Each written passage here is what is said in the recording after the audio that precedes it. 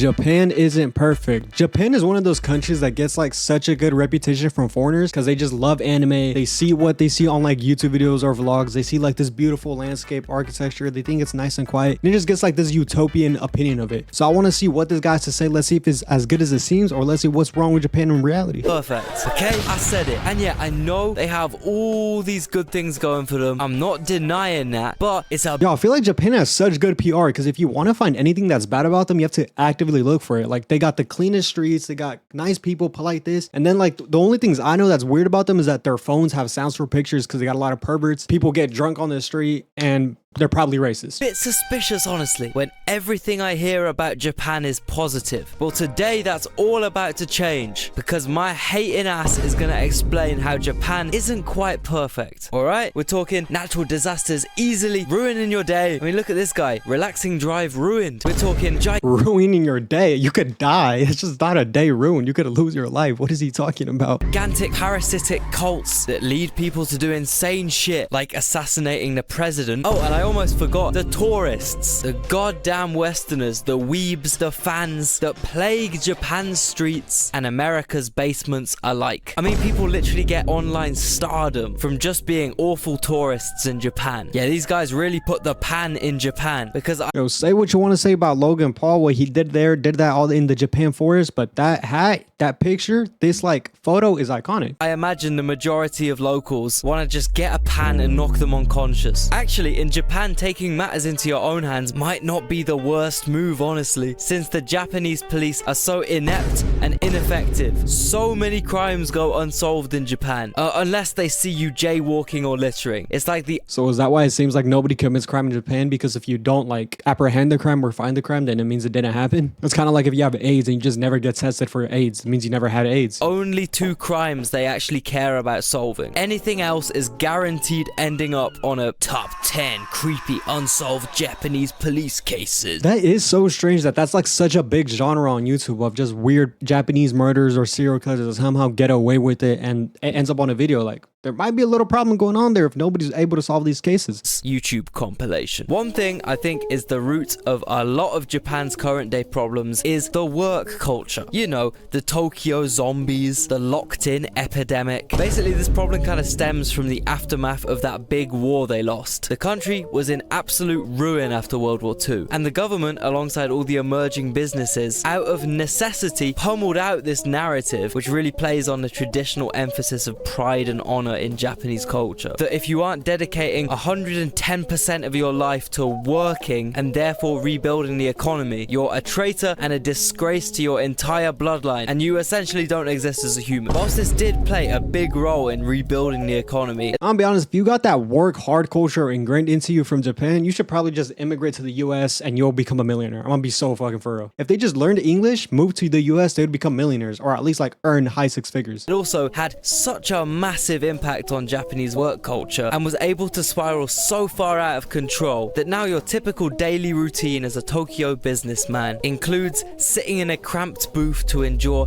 12 hours of frantic amphetamine-fueled work, then collapsing on the metro out of sheer exhaustion or alcoholic escapism. That's actually insane. And from like the vlogs I've seen or the YouTube videos I've seen or the people who talk about Japan, I've seen them all just say that it's like totally normal to just see somebody pass out drunk, man or woman, which that is insane. I'm not gonna lie. However, another thing I wanted to point out is that I think it was especially with Americans because anime is huge in America. Like we love anime for some reason. I don't know why we're obsessed with Japan, but anime makes it seem like Japan is this perfect like idea in the show. And you're like, oh, is Japan like anime? It probably is, and people are working their whole life dying, but like, you know what I'm saying? Even I kind of thought this way. Like after watching Haikyuu, I was like, damn, is it that cool to play volleyball in Japan compared to American high school? It just seems so much more lit. It's just a show at the end of the day. It's not like America is just like the shows that we see on TV. It's not like The Office. Work culture isn't like The Office. Waking up the next morning deep in some random suburb, slapping some cold water on your face and doing it all again. And this is totally accepted and even kind of rewarded in Japan. For example, wait, didn't we bomb bombed Japan? Or am I tripping? We bombed Japan, right? That wasn't a different Asian country? It's common when you see one of these passed out businessmen to leave cold water beside them in some kind of ceremonial circle so that when they wake up they can freshen up and get back to crunching them damn circle. So that when they wake up they Hold on, why is there a bunch of cold waters and just a bottle of piss, bro? What is this? This is not apple juice. These are all water bottles and this one has a yellow liquid around them. What is going on here? can freshen up and get back to crunching them damn numbers. I will admit though, this does pull on my heartstrings a little bit. I mean, if you pass out on the street in the UK, you're getting robbed, pissed on, teabagged. Best thing you're gonna wake up surrounded by And you're getting stabbed. is a bunch of pigeons pecking at your nose hairs. But yeah, if there's one thing I can't fault Japan for, it's the honest friendliness and hospitality in their culture. I mean, bro, if someone gifted me a $400 tub of perfect strawberries, or a $500 bunch of the world's best grapes, or a $450 square melon, Why are those fruits so expensive? I've seen reviews of these fruits and people just say it tastes like normal fruits. The watermelon especially, people say it's ass, that it doesn't even taste good because it's like squared, so it doesn't even develop correctly the sweetness. So why are they expensive? I don't understand. I would probably just evaporate with gratitude, honestly. I don't know if my physical form could handle such a generous gesture, you know? One thing that defines an especially annoying tourist in Japan is when people from the other side of the world travel there with no knowledge of the Japanese language whatsoever. Literally only 13% of Japan's population speaks English. So if Japan interests you and you think you might maybe visit one day, it would be best to start getting them basics down right now. That's where Why does tourism affect whether a country's perfect or not? Because tourism usually focus like in like the big cities. Like it's not like they're permanently residing there. It's not like they're actually part of the culture. Tourism happens in every country. It's not like we're gonna say, oh, Spain's whack because they got a bunch of tourists in Madrid, or the US is whack because they got a bunch of tourists going to LA or San Diego or New York. They got their own country still. I mean, I guess it affects it because, you know, they might not understand the culture and be a little weird and kind of ruin the environment. But the other thing I wanted to say is that I think if you travel to a country and you don't know their language, your experience is just gonna be very bad. And it's not disrespectful, but it's like you're not putting in the effort. Like I speak English and Spanish, so I could travel to pretty much any country that speaks English or Spanish and I'll be fine. And if I go to Germany, Germans know English and most of them I'll probably be able to communicate with. But if I go to like Vietnam, people are probably not like very good in English there. So my point is that your experience will be way better if you know the language. You could get by without knowing the language because there will be people who speak English because of tourism, and then you will just be able to get by. Maybe Google Translate, maybe find a friend. It's easy, but I think the experience is so much better if you actually know the language. And you know, I can say this because I got perfect Japanese. Look at my sentence. Anata wa miniko desu. If you know what that means, you know. I'll probably put the subtitles. To me, it seems like a big shame the honesty and pride of Japanese people has been exploited in such a way where people literally just operate as money-making computers, completely devoted to their nation. I mean, I know ultra capitalism is the foundation of current day Japan and produced a utopia and all that, but bro, you don't want a smoke break at least, blood? This robotic hard work sentiment over generations has spiraled so out of hand that now holidays and time off in general are like low-key taboos in Japan. That's actually probably the worst thing in Japan. I feel like I hear Americans complaining about how like the work culture in America is bad. Bro, the work culture in Japan is terrible. That's why the grass is greener on the other side. Like idea is always going to be reality and is always going to happen because you're always going to think, oh, it's better. But in reality, everybody got their own problems. And if you look at somebody else's issues, compare them to your own, you're always going to rather have your own over somebody else's. You know what I'm saying? Even if you think you would, you probably wouldn't. Less than 18% of people take their annual paid leave off.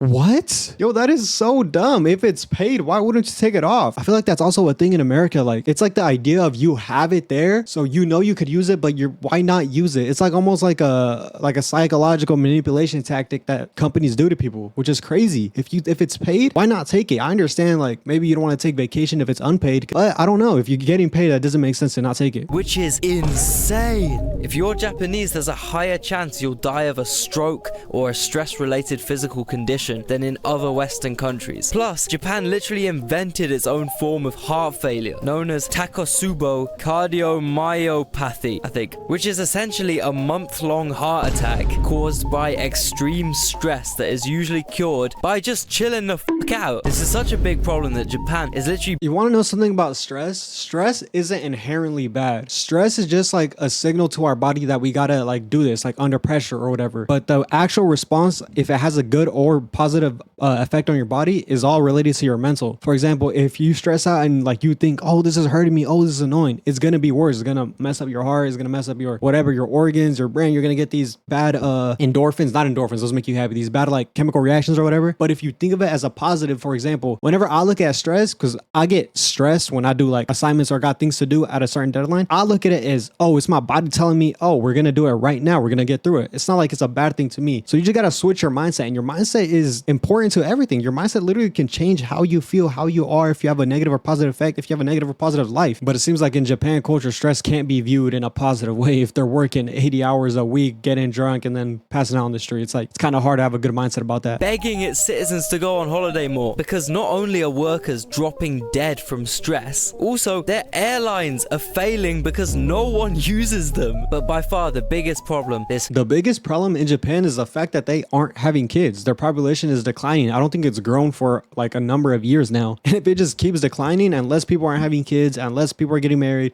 people aren't getting in couples, then eventually the people are gonna go extinct after hundreds of years or decades, and then the language is gonna go extinct, the culture is. So we gotta import a bunch of tourists. No, that's not a good idea. Yo, Japanese people, y'all gotta start having kids and pick your population back up, or else people are gonna immigrate over there and have a bunch of mixed kids. And I know how some countries who are very dominant in one like ethnicity feel about that. They're gonna be like all weirded out. Oh, people are losing their Japanese, like some Adolf stuff. Like, chill out. toxic work culture has created is what I like to call the minus 100 Riz pandemic, also more formally known as population collapse. Essentially, because so many Japanese citizens spend so much of their energetic youth completely locked in and not out there cheating, basically young people are starting to have really trash social skills. So they really don't be making babies like that. Each year the amount of marriages significantly falls, and it's even been reported that currently 70% of men in their 20s in Japan have no spouse or partner. Even the couples that do exist are kind of brainwashed to only think. So 70% of men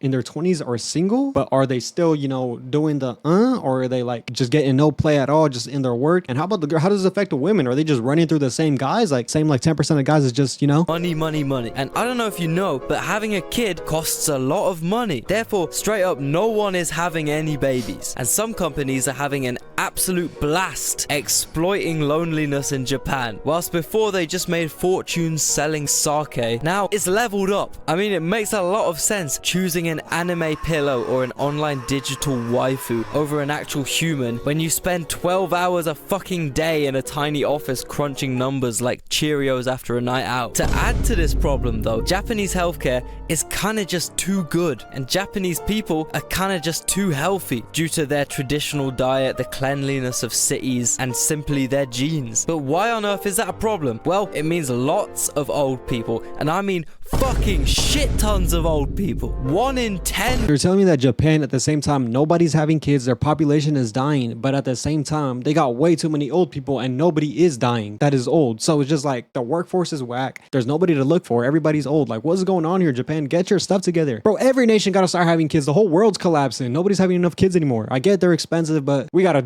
fix that somehow. People in Japan are 80 or over. Over 30% of Japanese people are 65 plus. Compare that 30% to the USA's 16% and China's 11%. You can see how insane. Damn, is China just like getting rid of all their old people? Y'all gotta get some more old people up there. That's a little ageist. And unprecedented that is. And unfortunately, as we know, old people die more than young people. So as less Japanese babies are born, but more Japanese old people die, the population is absolutely collapsing. It went down by 800,000 last year alone. Now, usually countries don't fare amazingly with big population declines like this, but it's especially bad for countries that are so reliant off massive, consistently growing domestic urban workforces, a bit like Japan has been for the last 80 years. Japan's whole business model completely falls apart with population falling and average age getting older, because old people retire and don't generate money for the state. Actually, they do the opposite. Japan's social welfare spending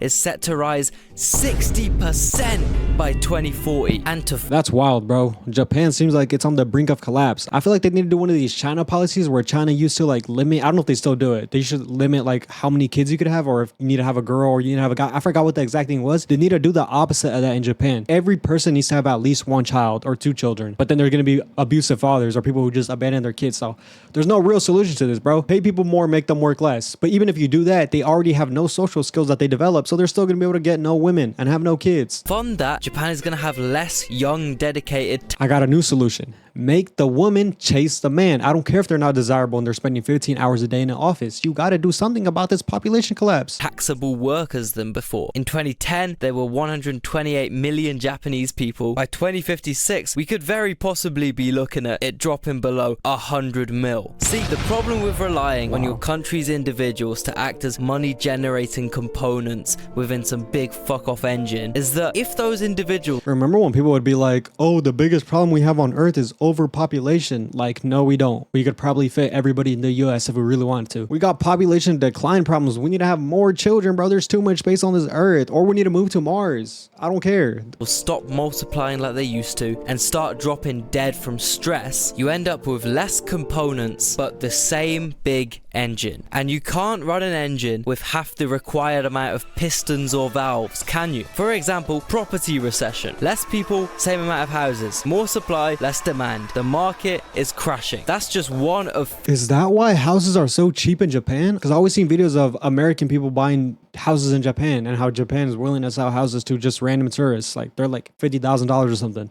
or their rent's like $300. It's odd to me. thousands of examples of how population decline is... And there's literally like whole streets of abandoned houses or something like that. And it's not like the hood like Detroit, I don't think, but it's just streets of or abandoned neighborhoods. It's weird. It's abysmal for Japan's economy, and it's fucking 92% urban. I remember somebody explaining it, but it's something to do with like houses in Japan are not an asset because of some reasons. Maybe it's the fact that there's so many weather effects. I don't know, but they're not treated as an asset, so they don't ever go up in value for others. They're treated as a liability. So it's like, I don't know, they just got a whole different mindset when it comes to the housing market. So which makes everything so weirdly cheap. Urbanized population. Now, the Japanese government knows all this, and they're now desperately trying to backtrack and decrease the wide-scale urbanization they were so frantic to create half a century ago. They're offering millions of yen to young people in return for them moving out of Tokyo and starting more rural lives. They're launching advertising campaigns intended to get young people out drinking and improving their social skills. They're doubling spending on childcare and considering literally giving new parents cash payouts. And funniest of all, they're funding adverts on TV, which essentially just promote banging. And I do think it's pretty hilarious that all those years of forcing notoriously cold, harsh, robotic, strictly profit-focused values down Japanese people's throats just led to the government desperately running ad campaigns promoting partying, sex, and farms. Exactly what they were originally trying to discourage. Damn, Japan became hypocrites because they realized they need to level up their community. They need to start, you know, making babies. Yeah, but Japan's an interesting country because I've also seen like certain areas of Japan, like the rural areas that aren't very close to cities, it's like declining. There's really not that many people that live there, and the people that do live there are usually just older people. There's no young people living in these rural areas. All the young people probably live in like the cities, the major cities, like he just said. So it's just cities dominated by empty land of old people, and then another city, empty land of old people. And like, how do you continue to have an economy or a functioning country when you're doing that? Japan really got to get their stuff together. Not just Japan though, all the countries in the world, we all got to get our stuff together. That was a very interesting video. I do want to go there someday, but I probably would need to learn how to speak Japanese to actually enjoy the culture or the people or the, you know, the vibe. But yeah, if you enjoyed this video, like, comment, subscribe, tell me what your favorite country is, what country you would like to visit, and you have a marvelous day. Thank you.